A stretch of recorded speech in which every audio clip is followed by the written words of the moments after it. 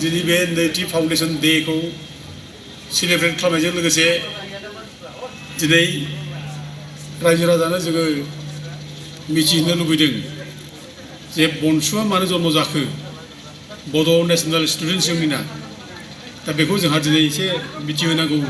जायो। दा बड' नेशनेल स्टुडेन्टस इउनियननि जन्म जानायनि गुदियावनो जे जोंनो आलादा बड'लेण्ड रायजोखौ नांफिनसिगौ बे दाबिखौ लानानैनो बे बनसुखौ जोनोम होनाय जादों। असिमोनहाय जोनोम जादों। दा जोंनो आलादा बड'लेण्ड रायजोखौ मानो नांगौ बे बाथ्राखौ जों गोदोनिफ्रायनो बुंबोदों जे जोंहा पिडिसिनिबो आन्दलन जादोंमोन उदेसलनि बेबो जोंनि बर' रायजो नांगौ होननानै दाबि खालामनाय चरन चमर मोननि दैदेननायाव जाबोदों। आरो बिनि उनाव बिसोरनि आन्दलना जाफुङैयाव दुलाराय बर' फरायसा आफादनि दैदेननायावनो आरोबाव बड'फा उपेन्द्रनाथ ब्रह्मनि दैदेननायाव आलादा बड'लेण्ड रायजो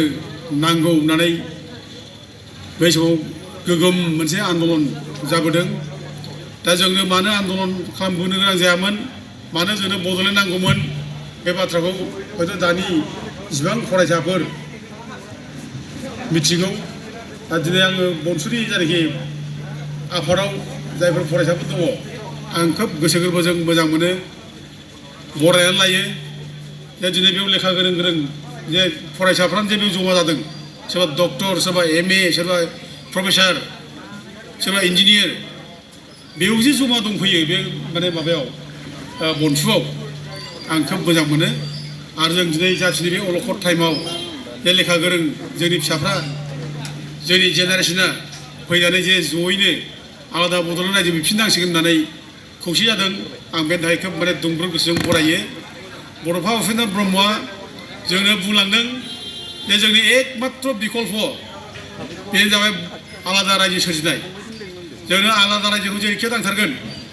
आलादा रायजो मोनाब्ला जोङो बर' जाथिनि भबिष्यतखौ जोङो सिन्था खालामनो हाया। बर' जातिनि भबिष्यतखौ जों नांगौब्ला जोङो आलादा बड'लेण्ड रायजोखौ सृष्टि खालामथारनांगोन। बे बाथ्राखौ बड'फा उपेन्द्र ब्रह्मआ बुंलांदों। आरो आलादा बड'लेण्ड रायजो सोरजिनायनि गेजेरजोंसो जोङो मोनसे गेरेमसा हारि दानो हागोन, बे बाथ्राखौ जोंनो रोखा रोखा बुंलांदों। बेखायनो बिथांनि दैदेननायाव आलादा बड'लेण्ड रायजोनि आन्दलना गोख्रोंनिफ्राय गोख्रों जादोंमोन। दा जों मानो रायजो बिदों, बे जोंनि जारिमिनखौ लानानै जों बिनाय जादों जे जोंहा गिदिर मोनसे जारिमिन दङ। बर'फ्रा बे जायगानि थागिबि फिसा, बे जायगानिनो जोङो असे फिसा, जोंनो बे हानि जों असे मालिक, जोंसो बे जायगानि मालिकआ।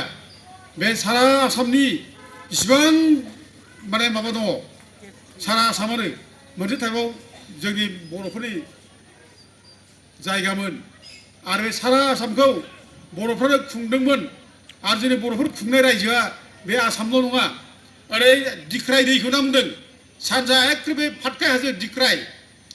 दै, बे दिख्राय दैनिफ्राय फैनानै सोनाबा करतया दैखौ नामदों। आरो साहा हिमालय हाजोनिफ्राय खोला बंग'पसागरसिम बे गुवार माने फैलाव ओनसोला बर' रायजोमोन होननानै बेखौ जारिमिनगिरिफ्रा लिरना गालांदों। जोंनि रायजो बियो, जोंनि बेनि जायगानि थागिबि फिसा, जोङो बे जायगानि खुंगिरि। आरो जोंनि बे जायगाखौ प्रागज्यतिसपुर रायजो होनना बुङोमोन। आरो प्रागज्यतिसपुरनि गिबिसिन राजानो महिरंग दानब, जोंखौ दानब असुर रायखस होनना बुङोमोन। बे दानब असुर रायखस होनजानाय महिरंग दानबआनो बर' राजामोन। आरो बेनो प्रथम जारिमिनाव बे जायगाखौ खुंदों। आरो बिनि बुरन्जियाव रेकर्ड लिरनाय बादिब्ला बिनि खुंनायनि पिरियडआ 1700 BC होनना बुंदों। जिसु ख्रीष्ट जन्म जानायनि 1700 बोसोर सिगां महिरंग दानबआ बे प्रागज्यतिसपुर रायजोखौ सासन खालामदोंमोन, बे बाथ्राखौ बुंदों। आरो जों बुंनाय बाथ्रा नङा, बे गुबुन इंलिसमेन सोरबा लिरनाय बाथ्रा नङा, पार्सनफोर लिरनाय बाथ्रा नङा, आसामनि असमिया जारिमिनगिरिफ्रानो बुंदों बे बाथ्राखौ। खेल बर' बाहादुर, कनकलाल बर' बाहादुरा बुंदों जे बे महिरंग दानबआ बर' राजामोन, बिनि नामा माइरं राजामोन होनना बुंदों। माइरं, बेखौनो माइरं उसुर, माइरं राजा बेखौ होनना बुंनाय जादों। आरो बे माइरं राजानि नामै दाबो जोंहा बे शिलंआव थांनाय लामा, शिलं गुवाहाटि थांनाय लामा, बे माइरं हाजो दङ होनना बुंदों बे बाथ्राखौ। दा जोंथ' मिथिया जोंथ' नुफेराखैबो सोंहैनायबो जायाखै खिन्थु जारिमिनाव बे बाथ्राखौ जों फराय मोनो जे बर'नि राजा महिरंग दानब महिरंग राजा माइरं राजानि नामावनो माइरं हाजो दं होननानै लिरना गालांदों दा जोंनि बे रायजोफोर दा बे रायजोखौ दिनै बर'फ्रानो खुंबोदों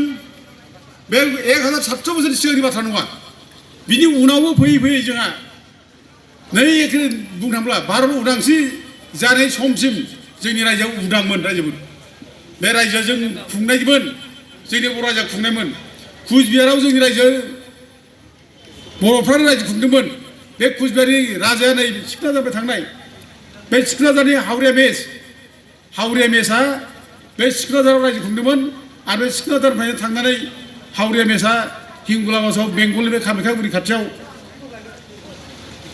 सामकतला होननाय जायगा बे खाथियाव रायजो खुंदों आरो बिनिफ्रायनो बिनि फिसाला हावरिया मेसनि फिसाला बिश्व सिंह मेसआ कुचबिहार रायजो खुंहैदों बे कुचबिहार रायजोआ जोंनि रायजोफोर जों बुंनाय नङा बेखौ गोबां जारिमिनगिरिफ्रा लिरलांना गालांदों आरो इभेन जों जेब्ला बड'लेण्ड बिनानै जोंनि सायाव मोनसे कमिटि हरो expert committee 3 member expert committee होनदों डक्टर भुपिन्दर सिंहनि दैदेननायाव 3 मेम्बार एक्सपार्ट कमिटिया फैनानै बेखौ नायदिं बे लेखा फरायनानै एक्सपार्ट कमिटि रिपर्टआव लिरना गालांदों बे गोदोनिफ्राय गुन नरखासुर बे आरम्भ खालामनानै भगदत्त बर'मोन भास्कर बर्मनआ बर' राजामोन बेखौ लिरना गालांदों ओमफ्राय नैबे हावरिया मेसनि फिसाला बिश्व सिंहमोन बे कुचबिहार रायजो खुंदोंमोन बे बर' रायजोमोन होननानै बे एक्सपार्ट कमिटि रिपर्टआव लिरदों रायजोफोर बे जों बुंनाय बाथ्रा नङा बेखौ गभर्नमेन्ट रेकर्डआवनो दं बियो दा गभर्नमेन्टनि अफिसियेल रेकर्ड बियो बे 3 मेम्बार एक्सपार्ट कमिटिया माने मोनसे रिपर्ट दाखिल खालामदों जोंनि बड'लेण्ड रायजोखौ होथावा बेनि सायाव दा बेयावनो रोखा लिरदों डक्टर भुपिन्दर सिंहआ बे कुचबिहारनि रायजोआ बर' रायजोमोन बे बाथ्राखौ बे लिरना गालांदों दा गथिखे जोंनि रायजोआ गोदोनि खोथाथ' नङा नै दासिम बावाखै बुंदों जोंहा रायजो दंमोन आरो बेल' नङा ओरै गबिन्दमोन रायजो खुंलांनाय गबिन्दमोन रायजो खुंनायखौ सायफ्रा जेब्ला 1826 फैयो इयान्दाबो सन्दिन जानानै 1826 बे माने जोंनि रायजोखौ बिसोर सेना लाफैदों बे दुवार्स ओनसोल बे ओनसोल गासैबो दुवार्स ओनसोला भुटान दुवार्स होनना बुङो बेबो जोंनि रायजोमोन दा बेफोर रायजोआ जोंनिया लासै लासैनो गोमालांबाय गुबुनफ्रा फैनानै सेलांबाय जोंनि जाथिनि गेजेराव माने खौसेथि गैया ओमफ्राय गोरों गैया जाम्बा नोरोम जाथि जेबो रोङै जाथि मालायखौ नाख्रेबनो रोङा मालायजों फेर फाथि रोङा दुरबल जाथि दा बेनिखायनो दिनै गुबुननि आखायाव दिनै फारि थांबाय दा बे फारि थांनायखौ नायफैनानै ब्रिटिशफ्रा साहेबफ्रा बे जायगायाव बे बर'फ्राथ' आसल मालिक बे जायगानि थागिबि फिसा बे थागिबि फिसाफ्रा जुदि माने रायजो गोमाजायोब्ला गावसिनि रायजोआ जे मालायनि आखायाव फारि थाङोब्ला मा जानो गथे बिसोरनि निरापत्तानि थाखाय बिसोरनि रैखाथिनि थाखाय जोंनि रैखाथि थारमाने बर'फोरनि रैखाथिनि थाखाय जोङो ट्राइबेल बेल्ट ब्लक खालामनानै गालांदों रायजोफोर ट्राइबेल बेल्ट ब्लक हा बिराद गुवार एरिया बे ट्राइबेल बेल्ट ब्लक हायाव गुबुनफ्रा हाबनो मोना गुबुनफ्रा फैनानै हाबाय मोना थाफै मोना बे जायगायाव हाबनानै बिजनेस खालामनो मोना बर'फोरनि जायगायाव फैनानै सोरबा बिजनेस खालामनो मोना बर'फ्रासो खालामनांगौ बे जायगायाव दा बेबायदि मोनसे आयेन खालामनानै गालांदों जोंनि हाखौ रावबो बाय मोना मालाय लाफै मोना आरो सोरबा जुदि इलिगेल भाबै लादोंब्ला सोरबा बायना लाफैदोंब्ला बे इलिगेल बेखौ दानना फिननांगौ होफिनजोबनांगौ ओरैनो आयेनाव दङ दा थेवबो जोंनि हायाव निरापत्ता जायाखै रैखाथि गैयै जादों जोंनि हाखौ मालायफ्रा सेर लाफैदों जोंनि जायगायाव जोंनि रायजो राजाफ्रा निरापत्ता गैयै जादों जों बर'फ्रा एथ' उदांमोन जोंहा नाहा थाङो मैहा थाङो हाग्रा बंग्रा जों थाङो नायाव जों ना थांनानै जों ना हमना लायो बेजों आरामसे न'खर संसार जों फोथाङो समाज बेबस्था जोंना मोजांमोन बिदिनो एथ' मोजांमोन दा जोंनि जायगायाव जों नाहाबो थांनो हालिया मैहाबो थांनो हालिया जोङो जोंनि न'खर संसारखौ जों खांनो हालिया मालायनि हारिया फैनानै जोंखौ नाख्रेबफैबाय गाग्लोबफैबाय बे अबस्था जाबाय बेखायनो जोंनि सेन्स गोनां मानसि सेथन गोनां मानसिफ्रा बुंबाय जे बर'फ्रा जों मालायजों नाख्रेबजानो हाया जोङो जोंनि अधिकारखौ नांगौ बे हाया जोंसो बे हानि मालिकआ जोंसो दा दिनै बे बर'फोरनि मेलेमाव बे फैदों दा जोंनिल' नङा बड'फा उपेन्द्र ब्रह्मल' नङा बड'फा उपेन्द्र ब्रह्मनि सिगांबो चरन समलब्लाबो उदायसल रायजो नांसिगौ होननानै बिथांमोनाबो दाबि खालामबोदों खिन्थु रायजोआ बिसोरनाबो जाफुङाखिसै जाफुङैनि आरो रायजोआ उपेन्द्र ब्रह्म दैदेननायाव बड'फानि नाम दैदेननायाव आलादा बड'लेण्ड रायजो नांगौ होननाय बे दाबिया जाफैदों गोख्रों दाबि जोंखौ होबथानो हालायजोबो बे मालिकआ जोंसो आसामखौ बुखानांगौ बुखा नङा बे थांखिखौ जों लागोन जों बे जायगानि मालिक दा बर'फ्रा बेखौनो बुंदों जे आसामखौ बुखावनांगौ बुखावनाङा बे आसाम गभर्नमेन्टआ अधिकार गैया बे जोंनिसो अधिकार जोंसो मालिका ओंखायनो डिभाइड आसाम 50-50 उपेन्द्र नाथ बुंदों डिभाइड आसाम 50-50 50खौ जों हारसाफोरनो थांना थानो होगोन जों हरैहाय नोंसोर हरै सोरखौ लानानै जायो जा खिन्थु ओरै भुटान हाजोसिम ब्रह्मपुत्र दैनिफ्राय बे भुटान हाजोसिम बे फैलाव ओनसोला बर'फोरनि जानांगौ बड'लेण्ड जानांगौ होननानै बर'फा उपेन्द्र नाथ बुंदों जे जोङो बड'लेण्ड नांगौ जरदार भाबे आन्दलन बेनि थाखायनो दा दिनै रायजोफोर दिनै जोङो थांनानै थानांगोन जोङो जोंनि अधिकारखौ मोननांगोन बे हाया जोंनि बे जोंनि रायजोमोन दा ओंखायनो जों जेब्ला आन्दलन खालामो बर'फा उपेन्द्र नाथ ब्रह्मनि दैदेननायाव आन्दलन खालामबा गभर्नमेन्टआ नोंसोर रायजो होनो हाया होनना बुङाखै रायजोफोरजोंनो रायजो होनो हाया होनना बुङाखै खुनु दिन बुङाखै बुंदों नोंसोरथ' नंगौ बे जायगानि मालिकआ नोंसोरनो बेखौ बुंदों नोंसोरनो खिन्थु जोंनो मारै प्रटेकसन होबावनो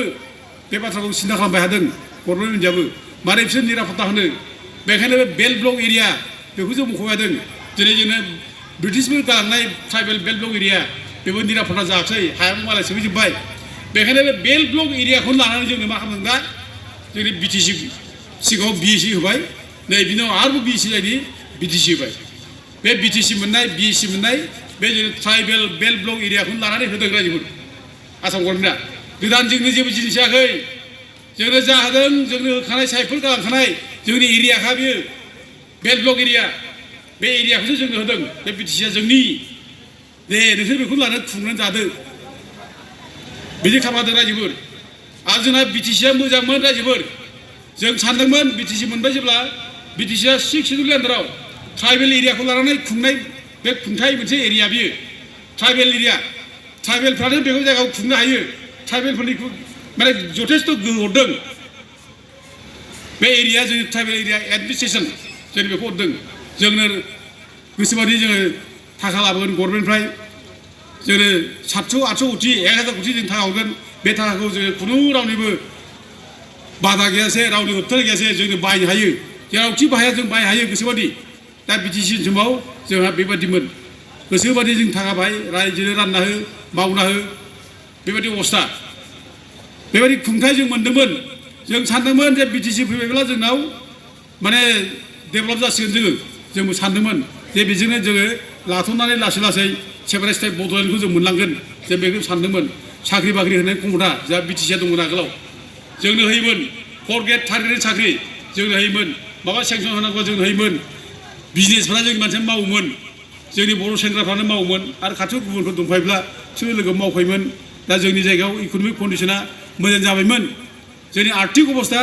मोजां जाबायमोन न'फ्रा साबस्रांबायमोन लामा सामा जाजोब्बायमोन जोंहा स्कुल कलेज जाबायमोन जोंहा इउनिभार्सिटि फैबाय बड'लेण्ड इउनिभार्सिटि फैबाय इन्जिनियारिं कलेज फैबाय मेडिकेल कलेज फैबाय लामा दालां जाबाय जों जेब्ला आन्दलन खालामो बर'फोरनि समाव जों आन्दलन खालामबा लामा मोनसेबो जों माने हामोन लामा मोनसेबो मोजां नङामोन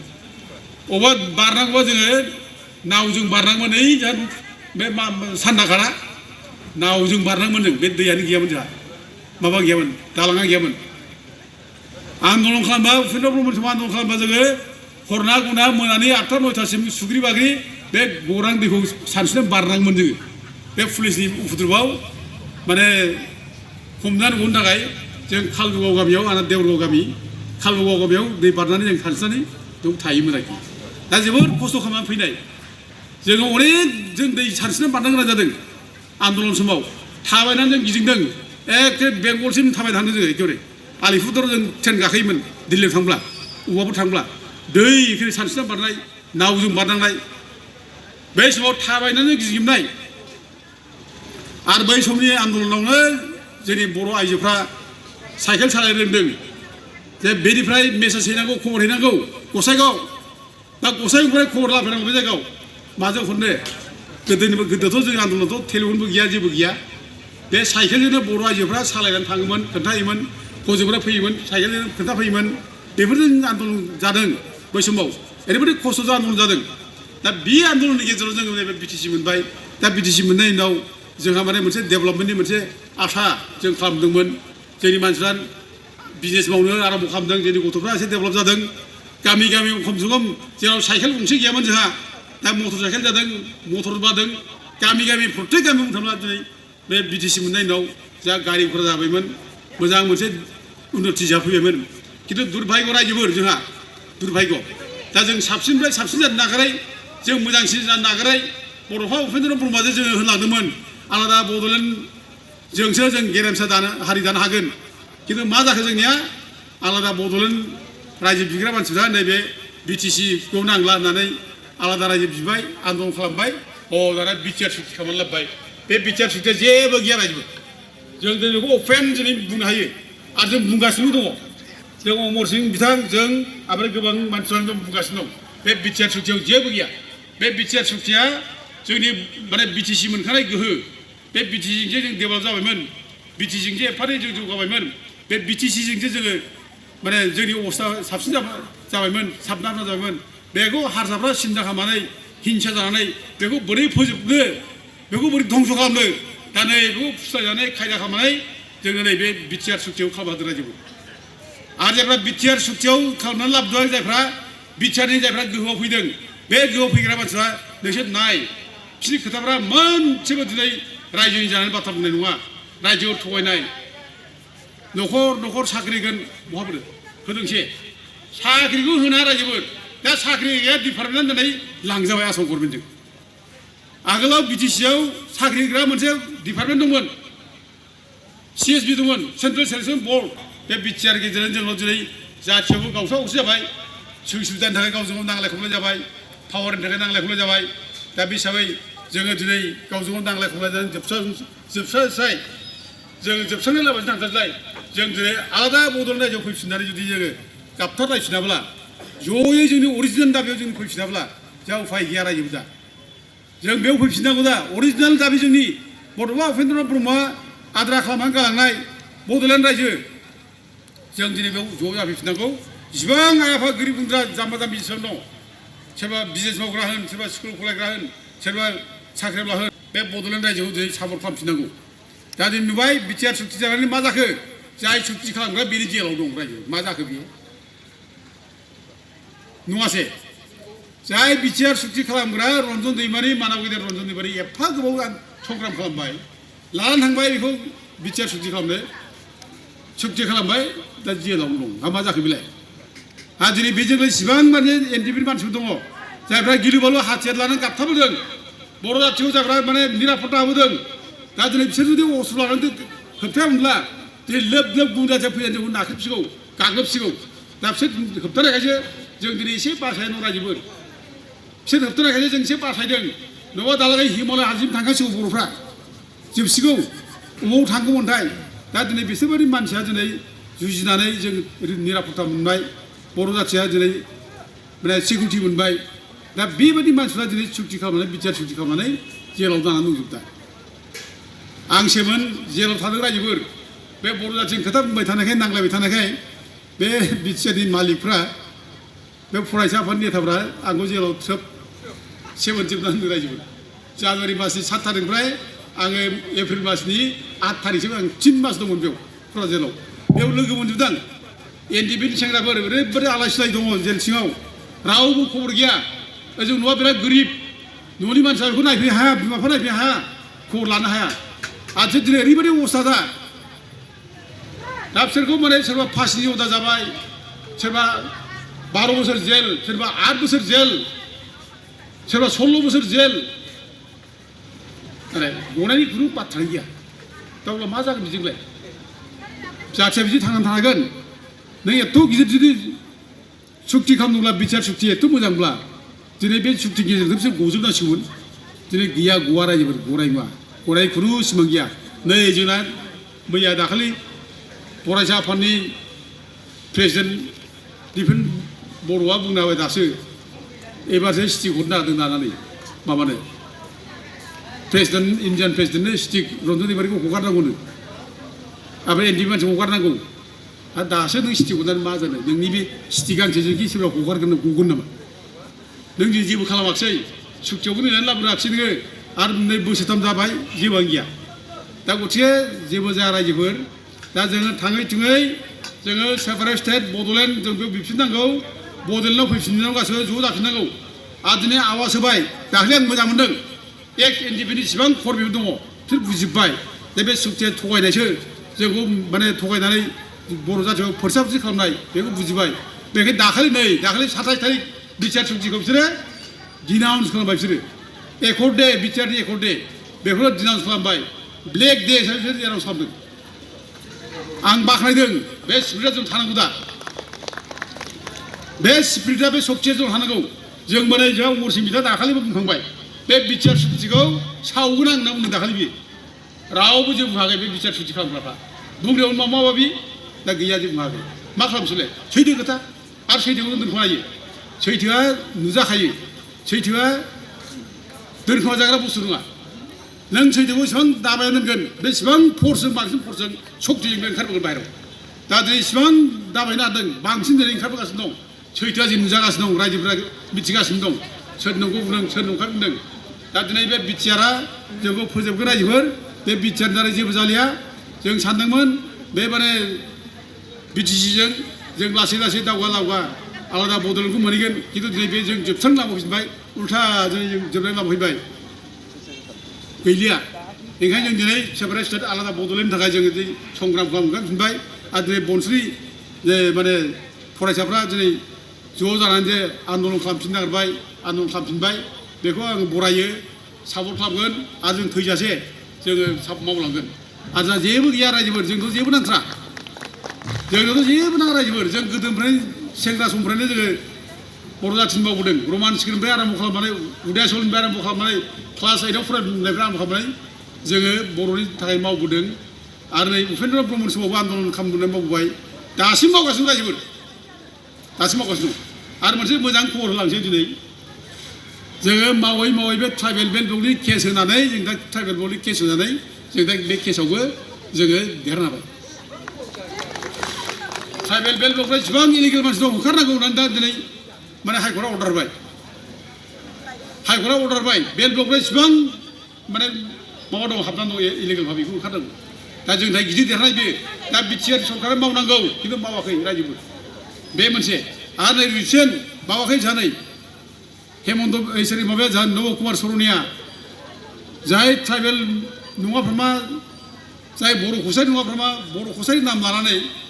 ट्राइबेल सार्टिफिकेट लादोंमोन आरो जे ट्राइबेल समस्तिनि बे रिजार्भ समस्तियाव एमएलए जादोंमोन एमपि जादोंमोन 10 बोसोर जाबाय एमपि जानाया बियो दा बेखौ जों जुजिनानै नै दाखालि देरहाबाय रायजो जों दा दाखालि देरहाबाय दा 9 बोसोरनिया एबार दारायनो हाला बे जायगायाव बे दारायनो मोनलिया बे जोब्बाय बे जेनबाय केसआव दा जों देरहाबाय बर'फ्रा देरहाबाय बियो जोंनि गिदिर देरहानाय दा माथ्र' बाथ्रा जादों मा बेथ' गेलेनो हालिया इलेक्सन गेलेनो हाला बेयो दा बेयो जे पानिशमेन्ट मोननांगौ दा पानिशमेन्टनिफ्राय बोरै बारग'नो हायो दा बेसो बाथ्रा बेहा दिनै इलेक्सन गेलेनायखौथ' बारो 2 बोसोरनिया एमपि जानायखौ बारो बेयो गावखौ बोरै बासायनो बिनि दा सिन्था बेहा बे गावनि बेथन जानाय मानाय फिनजोबनांगोन बियो बे पानिशमेन्टनिफ्राय बोरै बारग'नो बे नायनो बे दिनै सिन्था बेहा एमपि जानाय सिन्था नङा रायजोफोर बेखायनो जों दिनै अपेनलि बुंनो हायो रायजोनि सिगाङाव जे 9 बोसोरनिया एबार एमपि गेलेनो मोनला जोंनि समस्तिनिफ्राय बे ट्राइबेल नङि मानसिया जे एमपि जाबाय थादोंमोन बेखौ जों बोखारनो होबाय दा रायजो बर' रायजोनि थाखाय बे गिदिर देरहानाय रायजोखौ दा जों बेफोरबायदि खामानिखौ जों मावबाय थायो आरो मावलांबाय थागोन आरो दानि नैबे समाव जे जायफ्रा थगाय थसि बर'खौ खालामबाय थायो बर' जाथि बे गोरिब गुन्द्राखौ थगाय थसि खालामबाय थायो जों निमाहा होआ रायजोफोर रावखौ निमाहा होआ जों बिसोरनि बेरेखा जों बुंबाय थागोन रायजोफोर आरो जों बुंगासिनो दङ बुंलांबाय थागोन दा जिखिनि जादों रायजोफोर आं दिनै गोबाव खोथा बुंला बे दिनैनि बे नैथि खेब जायनाखि बनसुलि फाउन्डेसन दे बेयाव फैनानै जे आङो बे मेलखौ बेखेवनो स्कप मोनबाय आंनो बिबान होबाय आं खोब साबायखर बावो आरो लोगोसे बयबो ग्रोम गाजा गोमजा मोनसे स्पिरिट लानानै जों मावफिननांसिगोन गामि जों दा गिदिंनांसिगौ दा गामि हाबै जों दा बुजायनांसिगौ रायजोफोरखौबो रायजोफोर जानाय नंलिया ओंखारबोदों गासिबो बयबो ज' जानांसिगौ दा आरो फैगौ बे इलेक्सनखौ लानानै गेलेबाय थायो बे इलेक्सन माबा स्किम होगोन मा होगोन होननानै बुंबाय थायो बे स्किम जायखौ होनदों बे फैसा जोंनिसो रायजोफोर बेजों जोंखौ गेलेनो हाया नों होयोबा जोंनि खोथा गैया नों होब्लाबो जों मोनखानांगौखा आरो नों होब्लाबो हो जों नोंनि फैसाखौ लानानै जों जे नोंनि थगायग्रा मानसिजों जोङो नोंखौ सापर्ट खालामो बेबो नङा दरखार गैया लागोन जोङो जा जोंनि खामानिखौ मावग्रा रायजोफोर बेखायनो बयबो ज' जानांसिगौ बयबो ज' ओंखारनांसिगौ आरो बयबो नैबे बनसुनि आन्दलन सापर्ट खालामनांगौ हेफाजाब नांगौ आं बेखौ खावलायबाय बयबो बनसुआ जाहाथे गोख्रों जायो बयबो स्ट्रं जायो आं बेखौनो खावलायनानै आं दिनैनि बे मेलखौ बेखेवनानै आंनि बेखेवनाय मेल बिबुंथिखौ एसेयाव फोजोबबाय गोजोनथों।